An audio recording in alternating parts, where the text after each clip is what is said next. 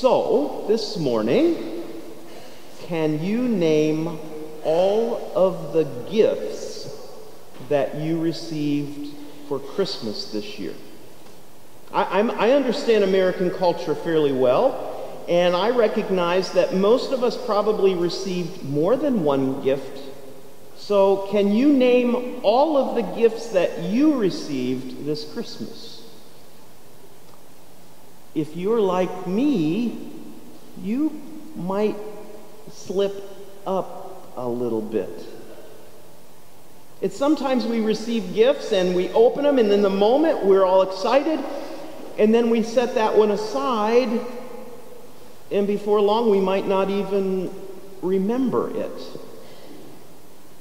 My wife lovingly gave me a pasta maker. It's one of those hand-crank pasta makers. I do a lot of cooking. I enjoy cooking. I had talked about it. I want to make pasta. I've never done that, but I want to. Well, she gave me one of these over a year ago. And I received this wonderful gift. They're heavy, by the way. They're fairly stout things. I opened it to see in the box. I did. And I shut the lid. And I set it on a shelf. Well, first it was on the counter in the kitchen for a little bit. Then it migrated over to a shelf in our laundry room. And then we put it in a bigger box, and we moved it 2,000 miles. And it found a new home on a shelf in our pantry. My wife lovingly gave the gift. She really wanted me to have it. But I've not opened it and used it. And as long as I don't open it and use it, I don't discover the fullness of it. How about the gift we've received in Christmas? The gift of Jesus Christ. The gift of God's eternal love for us. Have we opened that up? Have we delved into discovering the richness of that gift? Hopefully that question is stirring each of us to some self-examination, of looking into who we are. Now, understand, I'm very clear on this. I'm not suggesting that we look around at others, because I can tell you, boy, I could point out how everybody else is messed up. I'm not talking about that. This is the time for us to look inside, to look at ourselves and be honest. How are we living into this gift that God has given us? Now, the hard part is, what does that look like? Because we could come up with a whole list of things, but what does it really look like and feel like? I believe this morning we were given a gift in the lectionary. The lectionary are the assigned readings for each Sunday of the year. And on this Sunday, we are given a reading from St. Paul from a letter he wrote to the Christians in Colossae. It's out of Colossians, as we call it. And I think Paul captures what this gift is, and therefore what the living out of this gift looks like. Let's start right at the beginning of the 3rd chapter of Colossians. Here's what Paul says. So, if you have been raised with Christ, seek the things that are above, where Christ is, seated at the right hand of God. Set your minds on things that are above, not on things that are on earth. For you have died, and your life is hidden with Christ in God. Okay, what Paul's talking about, with that language he's using, is really talking about baptism. You see, this gift of Christmas is Jesus coming into the world, God entering into our reality. The Word becomes flesh and dwells among us. But this Word is brought into fulfillment as we see this Jesus grow in years and in favor and in knowledge and in wisdom,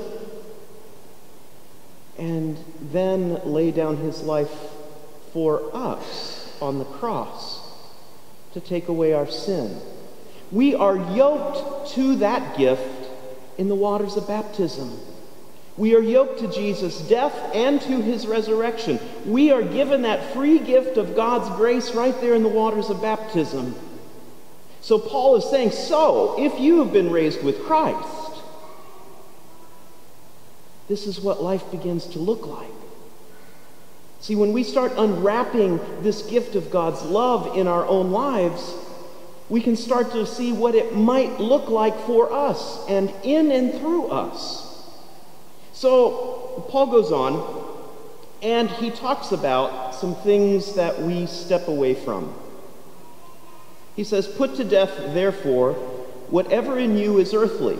And here's the list: fornication, impurity, passion, evil desire, and greed, which is idolatry. On account of these, the wrath of God is coming on those who are disobedient. These are the ways you also once followed when you were living that life. But, now you must get rid of all such things: anger, wrath, malice, slander, and abusive language from your mouth.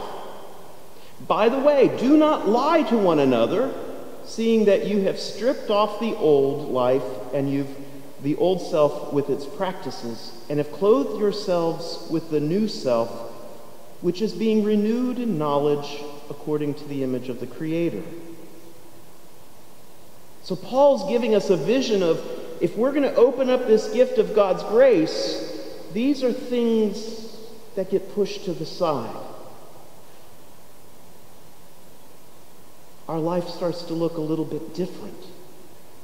And Paul's telling us we can look at that and see that in how we live together in community. It's not just God gave me all this love and I can take and feel real good about it, and I really don't care about anybody around me. No, what Paul's saying is, as we're filled with this love of God, it is seen in how we live in the life of community.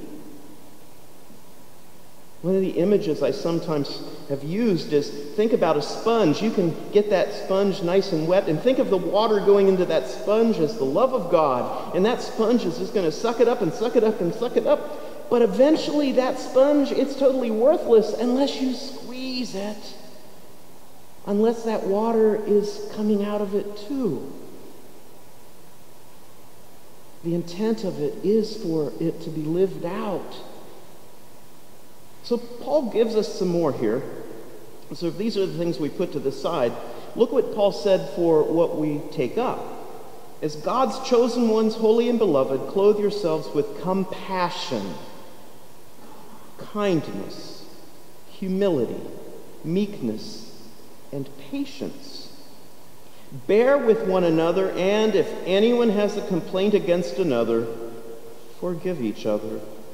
Just as the Lord has forgiven you, so you also must forgive. As we delve into this grace of God in our lives, our hearts and minds are stirred to live that sort of life with one another. It goes against the grain of our nature sometime, doesn't it? If you all would have seen me yesterday at Walmart, oh my.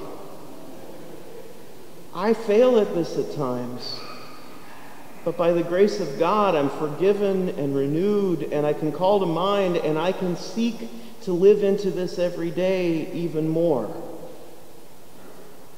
This gift of God's grace is seen in how we live together and how we live outwardly with others. Paul says, let the peace of Christ rule in your hearts, to which indeed you were called in the one body, and be thankful. Let the word of Christ dwell in you richly. This morning we're going to celebrate a baptism. This morning we are honored and privileged to receive into our community our newest sister, Edie Diane. She's adorable. You'll see her in a few moments. If you haven't seen her already, she's utterly adorable. And she has a whole lot of living to do. And part of that living is living into this gift of God's love for her, which is eternal. Now, her mom and dad love her like crazy. and she is loved by her family. There is a whole gaggle of them here today, from quite a distance nonetheless. But God's love is even greater still. She's going to grow into that love as we live that with her, in her family first, but in the community we have here. She's going to learn what it looks like to be compassionate and kind, meek and peace-seeking. She's going to experience what it's like to live forgiveness with one another. She's going to learn what it's like to, if we have a complaint with one another, to deal with one another. You see, she's going to be learning how to live into this Christian life through her family and through the church. So it's important for each of us to be engaged with exploring our own unfolding of this gift of grace and living into the fullness that God desires for us. Paul's understanding for the Colossian community and for us is that God has done all that's needed. God has given it to us freely. And as we entrust ourselves to God, as we trust God to be God, and trust God's promises in our lives, we're freed into this new life, and our new life is going to look different. It may look different from the rest of the world. It may cause us to push into new territories, maybe to set some things aside that we've never thought about, and maybe to take up some things that might surprise us. Once life settles down a little bit, I will open it, and I'll get it out, and I'll actually make it. I will not invite you over on a first seating, because the Lord knows what it's going to be like. But not until I actually use this gift and live into this gift will I know the fullness of it. As we celebrate these days of Christmas, may each of us be stirred anew with the good news of God's love in our lives, and let us open up that gift every day. Amen.